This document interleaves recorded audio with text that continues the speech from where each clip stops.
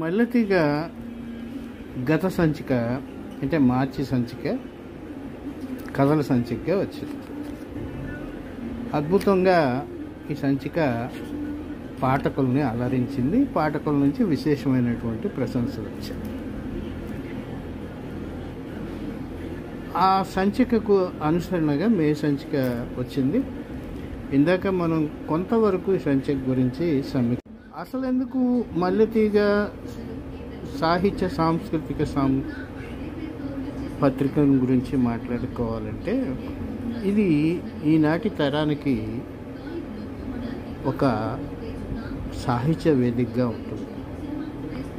అనేక గొంతుల నుంచి అనేక కళల నుంచి జారువాడినటువంటి అక్షరాల గుంపును ఒక చోట చేర్చి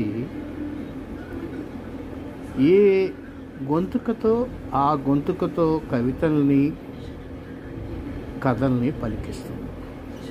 చాలా విషయాలే చెప్తుంది.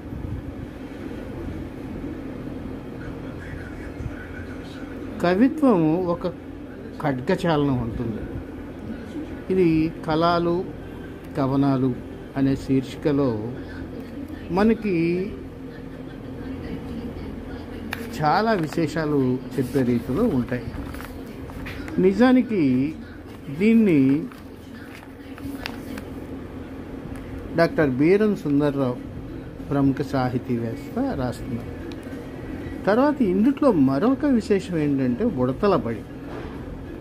డాక్టర్ రావెల్ శ్రీనివాసరావు గారు రాస్తున్నారు. సహజంగానే హాస్యప్రియులు, కార్టూనిస్టు. ఉడతల బడి పిల్లలను ఆకట్టుకునేటువంటి ఒక చక్కటి కథనం, అంటే ధారావాహిక కథనం.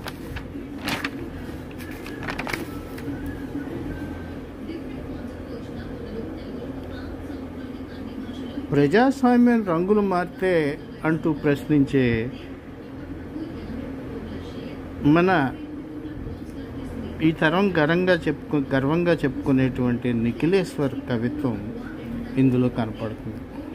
ముందు చూపులో డాక్టర్ స్వప్న ఇండ్ల నేత్రాలను గురించి తీసుకోవాల్సినటువంటి జాగ్రత్తలను వివరించారు. జిన్నాభిన్నం చేస్తున్నటువంటి బెట్టింగ్ యాప్స్ గురించి కూడా మల్లెతీగలో కనిపిస్తుంది. ఓ కవితలో ఈ దారి ఎటుపోతుందంటే సరికొండ నరసింహరాజు. విజయవాడ వీక్షణలో నాస్తిక్ కేంద్రం గురించి చదవటానికి వీలుంది.